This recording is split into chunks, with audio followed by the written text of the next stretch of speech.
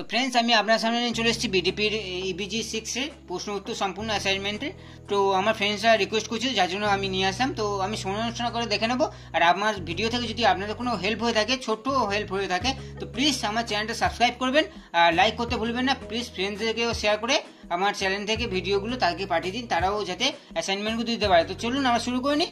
তো ফ্রেন্ডস, আমাদের ফার্স্টে প্রথম কোশ্চেন আসছে, নীল দর্পণ নাটকের প্রকাশকাল। ঠিক আছে, তো নীল দর্পণ নাটকের প্রথম 1 নম্বর নীল দর্পণ নাটকের প্রকাশকাল আমাদের অ্যান্সার হচ্ছে 1860। 1860 সালে হচ্ছে নীল দর্পণ নাটকের প্রকাশকাল। তো সেকেন্ড আমাদের কোশ্চেন আসছে, নীল দর্পণ নাটকের গোলকচন্দ্র বসুর স্ত্রীর নাম কি? তো গোলকচন্দ্র বসুর স্ত্রীর নাম হচ্ছে সাবিত্রী। এখানে দেখতে পাচ্ছেন অ্যান্সার সাবিত্রী। তো 3 নম্বর আমাদের কোশ্চেনে এসে যাবো। 3 নম্বরে আমাদের কোশ্চেন আছে, নীল দর্পণ নাটকের অঙ্কের সংখ্যা কত? তো নীল দর্পণ অঙ্কের সংখ্যা এখানে আছে দেখুন 5টি। তো এখানে ফ্রেন্ডস অ্যান্সার আছে।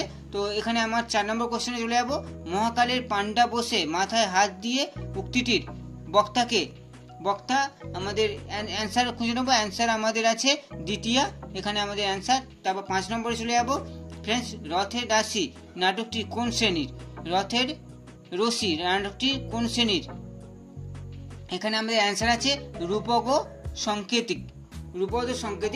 অ্যান্সার আমাদের 6 নম্বর কোশ্চেনে চলে যাবো। 6 নম্বরে আমাদের আছে, আধুনিক বাংলা সাহিত্যের প্রথম সার্থক স্মৃতি কবি। তো আমাদের অ্যান্সার আছে কি? বিহারীলাল চক্রবর্তী আমাদের অ্যান্সার। তো আমাদের 7 নম্বর কোশ্চেনে চলে যাবো। 7 নম্বর আমাদের হেমচন্দ্র বন্দ্যোপাধ্যায়ের বৃত্রসংহার। তো আমাদের এখানে অ্যান্সার কি আছে দেখে নেবো। আমাদের হেমচন্দ্র বন্দ্যোপাধ্যায়ের বৃত্রসংহার আমাদের অ্যান্সার আছে পৌরাণিক আখ্যান কাব্য। আমাদের 8 নম্বর কোশ্চেনে চলে যাবো, লোকরহস্য গ্রন্থের রচয়িতা। অ্যান্সার হচ্ছে বঙ্কিমচন্দ্র চট্টোপাধ্যায়। 8 নম্বর কোশ্চেন।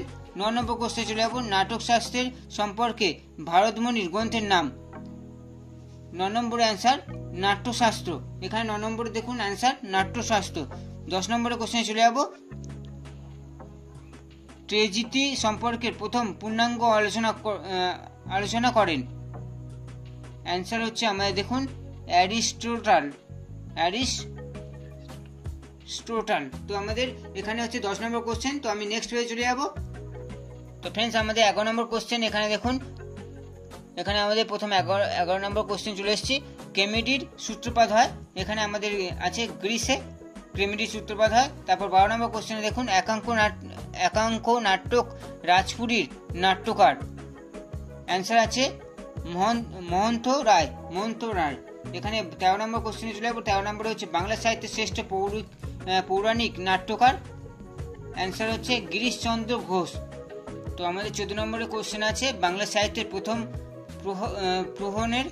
প্রশাসনের নাম। এখানে অ্যান্সার আছে একই কি বলে সভ্যতা। তারপর আমাদের 15 নম্বরে কোশ্চেন চলে যাবো, বলিদান নাট্যকার। এখানে আমাদের অ্যান্সার আছে সামাজিক শ্রেণী। 15 নম্বর অ্যান্সার সামাজিক শ্রেণী। 16 নম্বর অ্যান্সার ঐতিহাসিক নাট্যের শাহজাহানের রচয়িতা। ঐতিহাসিক নাটকের শাহজাহানের রচয়িতা। অ্যান্সারে চলে যাবো দ্বিজেন্দ্রলাল রায়। আচ্ছা, 17 নম্বর কোশ্চেনে চলে যাবো, বাংলা সার্থক প্রতিবন্ধী সাহিত্যের জন্মদাতা। আমাদের অ্যান্সারে চলে যাবো বঙ্কিমচন্দ্র চট্টোপাধ্যায়। আচ্ছা, 18 নম্বর কোশ্চেন, কঙ্কবতী গ্রন্থের রচয়িতা। অ্যান্সার হচ্ছে তৈলক্যনাথ মুখোপাধ্যায়। 19 নম্বরে চলে যাবো, বাংলা সাহিত্যের প্রথম মহাকাব্য। 19 নম্বরে অ্যান্সার মেঘনাদ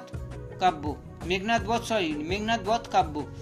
20 নম্বরে চলে যাবো, ঠাকুরপো আমি সহমরণে যাই, আমার বাধা দিও না, বক্তাকে। এখানে আমাদের 20 নম্বরের অ্যান্সারের কোশ্চেন উত্তর দেখে নেব। সৌরিকিন্দি হচ্ছে 20 নম্বরের অ্যান্সার। তো ফ্রেন্ডস, প্লিজ আপনার যদি ভিডিও ভালো লেগে থাকে, লাইক সাবস্ক্রাইব অবশ্যই করবেন। আর আমাদের ভিডিও আপনার বন্ধুদের কাছে প্রচুর পরিমাণে শেয়ার করুন, যাতে তারাও হেল্প পায়। তো আজ এই পর্যন্ত, পরের ভিডিওতে আবার দেখাবে। By friends.